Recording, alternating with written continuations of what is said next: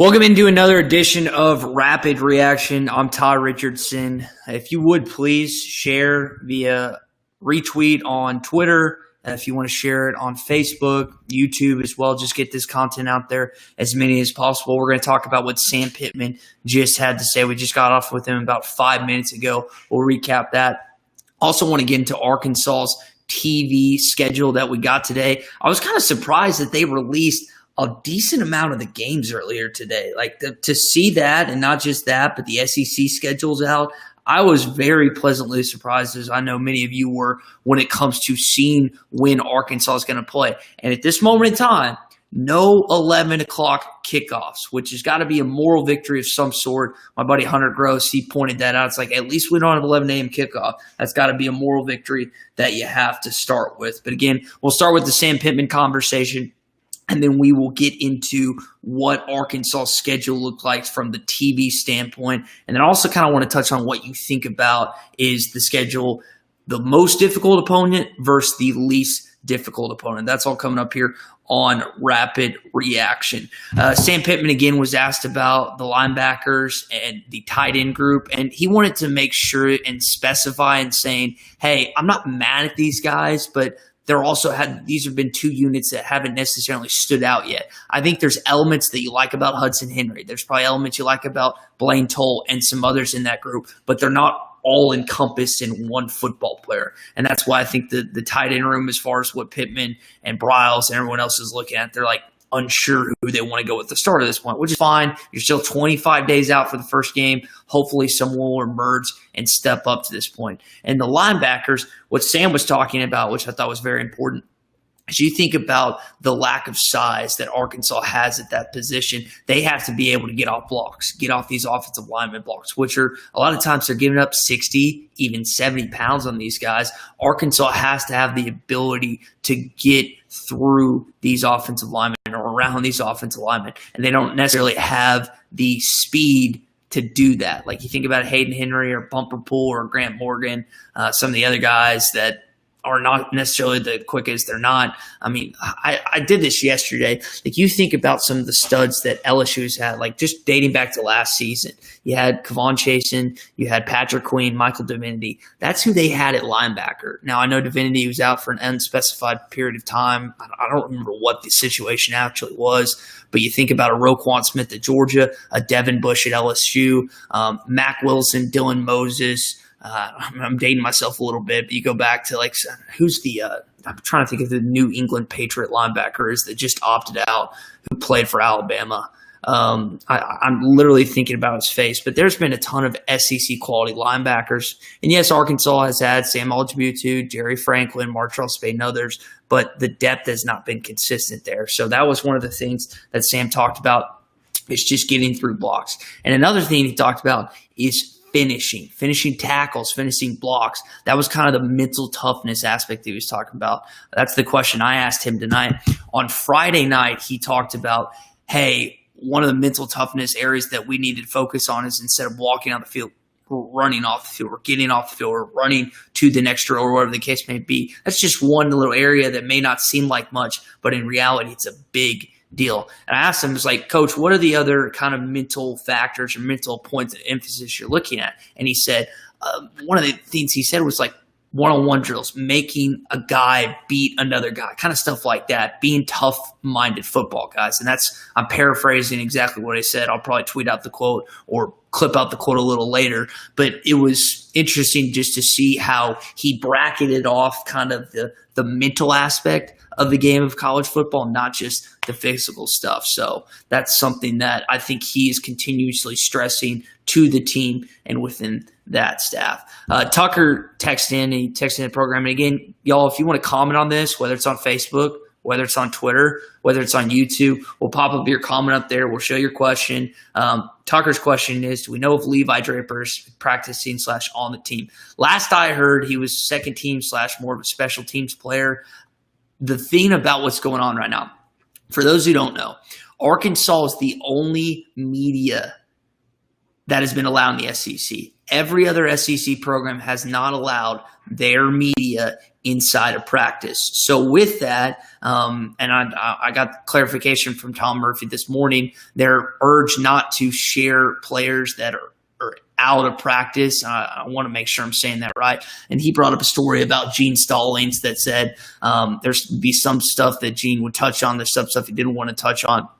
Well, because Arkansas has afforded the Arkansas media this opportunity, they feel like that they'd just rather not do that because, again, they don't want to give Georgia or any other football team that the Razorbacks played this season a competitive advantage. And it's probably not as big of a deal once you get in season, but especially with Georgia being the week one opponent, you don't want a single advantage that the Bulldogs have over you when you play that football game. Spud comments, he says, Coach Pittman on the O-line, he says, progressing well, but we haven't protected the quarterback, and they're still looking to fill the inside spots. So he brought that up, and he's like, yeah, we did. We haven't necessarily been protecting the quarterback well, and you think about kind of the woes that you've had, the offensive line, the last couple of years, and it's really dating back to 2016. 2016 is when it kind of started. Kurt Anderson after Sam Pittman, then you went to Dustin Fry, and the thing just never got settled. So for Sam Pittman, I think when people thought he would come in, it was just going to drop of the hat, the offensive line is going to be good. Y'all, it doesn't work like that. It doesn't work like that in college football. It doesn't work like in the SEC, and it sure as heck does not work like that in the SEC West. As good as an offensive line coach as Sam Pittman is, maybe the best in the country, at least top 3, he can't just snap his fingers and fix everything that he's been left with. Now, there are some pieces that you like about this football team, but it's not just going to be an overnight fix. He's going to need some time. Him and Brad Davis are going to need some time to adjust what has happened the last couple of years. We've mentioned the weight gain that they've really continuously stressed with not just the offensive linemen, the entire football team, how they felt like that they were playing too small. It's a part of that. It's the mental aspect that I was referring to earlier, how this team needs to finish blocks. They need to finish drills. They need to finish running off the field. There's so many areas that not just under Chad Morris, but under Bielema, they didn't finish this past season. I think that's very important for this football team as they continue to finish. Now, this is a question. Drake brings up an interesting point that was not asked about it today. Now, I know Whole Hog Sports was the first on this report, so I want to give them credit. Shamar Nash is opting out, the 4-star wide receiver out of Memphis. Him and I want to make sure I'm saying this right, Chibuizi Nwana, the offensive lineman, they are the only 2 players to everyone's knowledge that's been public at this point that, and I don't even know if the U of A is confirmed on Nash, but that's been reported, confirmed by Hogbeat. Whole Hog had it first, that he is not playing this upcoming season. So those, again, to my knowledge, are the only 2 players that are out this season. This was a guy that a lot of people were excited about. Again, one of Steps 4-star wide receivers. He brought in TQ Jackson. He brought in Nash. He brought in Knox, and he brought in Burks. Well, now it looks like if TQ, he already transferred to SMU, if Nash ends up elsewhere, and I don't know the situation if he's opting out until COVID's done or if he's opting out and looking for another destination. I just know he's not playing this college football season. That makes room for Darren Turner, Davion Warren, Kendall Catalon, some of the other wide receivers that you hope will step up, because you're not really unsure about Burks and Knox, but it's kind of, and Woods, and that's my bad because Mike deserves a lot of credit for what he did this past season, but you kind of wonder the guys behind him what that's going to be as far as that goes. Let's get to some other notes. This was an interesting point that I think needs to bring up when it comes to the Georgia football game. He said, Seth Campbell of the Arkansas Democrats said, asked him, hey, Coach, have you started anything with Georgia yet? He said, no, we're focusing on ourselves. They haven't started game planning for Georgia. You're like, well, that's their first game. Well, y'all, they're still 25 days out. You got a lot of time to game plan for that. And he focused on, like, we need to get better in certain areas. We need to be concerned with what we're doing here, which there's give and take with that. Yes, they're going to eventually – it's not like he's just not going to prep for Georgia, but they need to continue to focus on what they need to get better at. Yes, they're going to put in plenty of work, plenty of film hours, plenty of studying to what this Georgia football team is. I asked him on Friday, hey, so you're watching Wake Forest, you're watching USC, are you watching Georgia? JT Daniels out west at USC.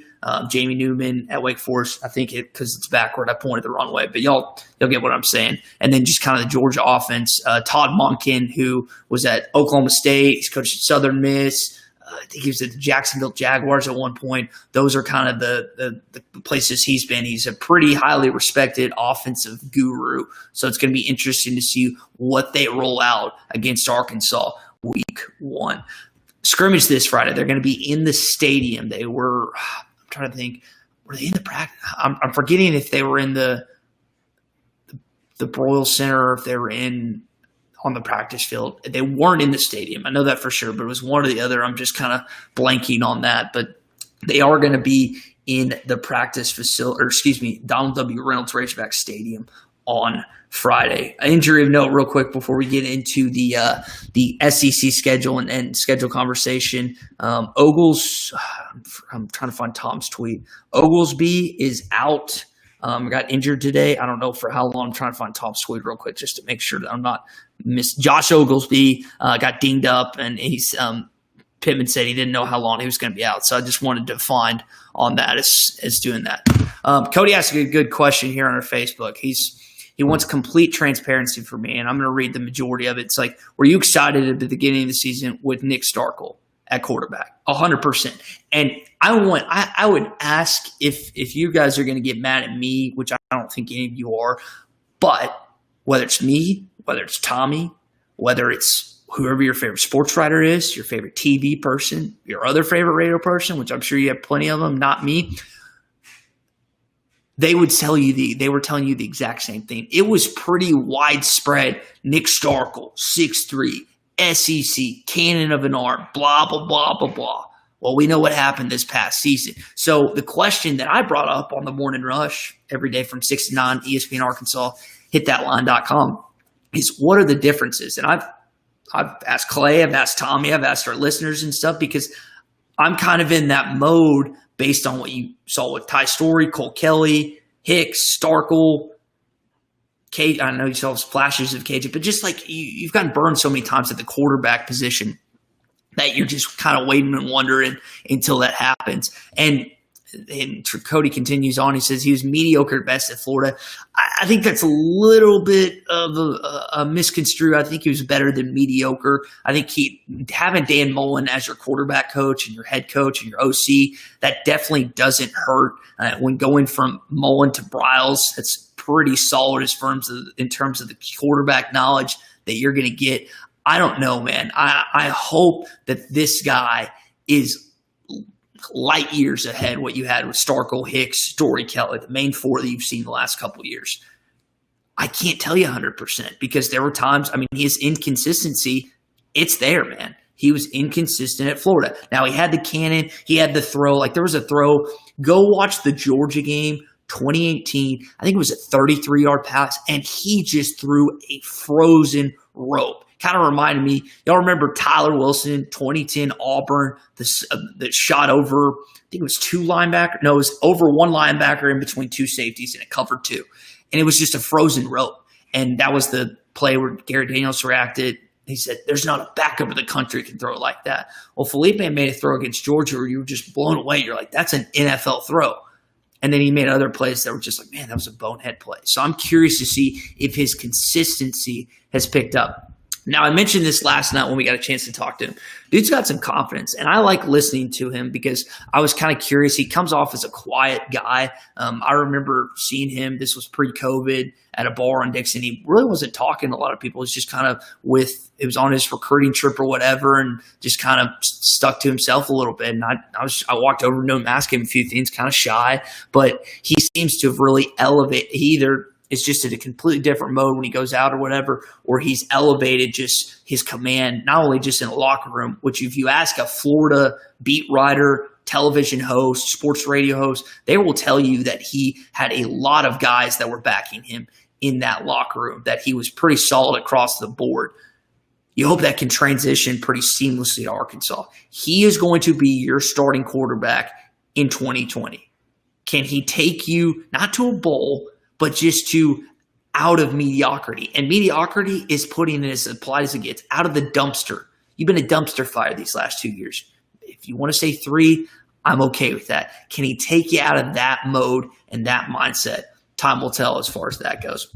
All right, let's transition. I want to remind everyone, follow our social media accounts at Hit That Line AR on Twitter, and then on Facebook, YouTube, and Instagram. It's at Hit That Line. Make sure you do that. All that.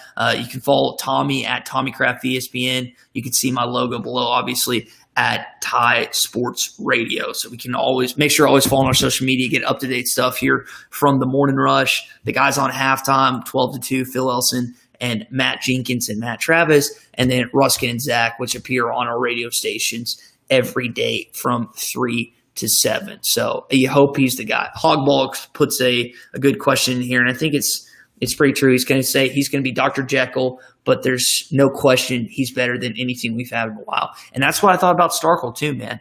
But it didn't end up being the case. I'm hoping that Felipe is leaps and bounds better than Nick Starkel was when you had him this last season. And again, I'm not going to be blameless when it comes to talking about Nick Starkel, because I said great. I thought Arkansas was going to be so much better in 2019 than they were in 2018 because of not just Nick Starkel, other pieces, the recruits, and it just didn't pan out. And again, that's putting it very lightly as far as that goes. So we got the Arkansas TV earlier today. I was really happy to see it be released this early. Let's start with Georgia. You get it at 3 p.m. on the SEC network on Saturday, September the 26th. I have a wedding that night I'm supposed to go to. I don't know if hopefully I'll still be able to make it or not. The following game is Mississippi State, 6:30, October 3rd. Another wedding that weekend. I'm curious to see what ends up happening there. The Ole Miss game right now on October the 17th is to be determined. You won't know that yet. The Texas A&M, 6:30 on the SEC network. And then Tennessee is November the 7th on either ESPN or the SEC network. So those are the games that you got as far as game time goes. So, I mean, you got to be happy about that, I would think, that you got some game times early. I'm happy to see Georgia be a 3 o'clock game. And at this point in time, you don't have an 11 o'clock game. So it's at least something that you can get excited about, the moral victory of that. So Rufus brings up, and this is back to our our Nick Starkel conversation. He says, everyone did. You don't have to apologize for that. Thanks, Rufus. Yeah, listen, I bought in. The entire Arkansas fan base bought in. The media members bought in. And we were sold a bill of goods as far as that goes. And back to the schedule conversation, Hogbollocks texted in. He says, yes, no 11 a.m. games thus far. I'll take it. Chris, the Ole Miss game, I think is let's see. The Ole Miss game, it's either going to be 11 a.m., 2:30 p.m., 3 p.m., or the game time. So it'll be 11, 2:30, or 3. That's the asterisk that came at the bottom of the page. I just want to make sure that was right. And that was in reference to Chris's question as far as the schedule goes. So, guys, I want to bring this up, and gals too who are listening. Tomorrow, we are going to rank on the Morning Rush. We're doing this at 8 o'clock. We'll probably do it a little bit prior to that as well, because this is going to be a pretty long segment, kind of go through like segment by segment or game by game, week by week.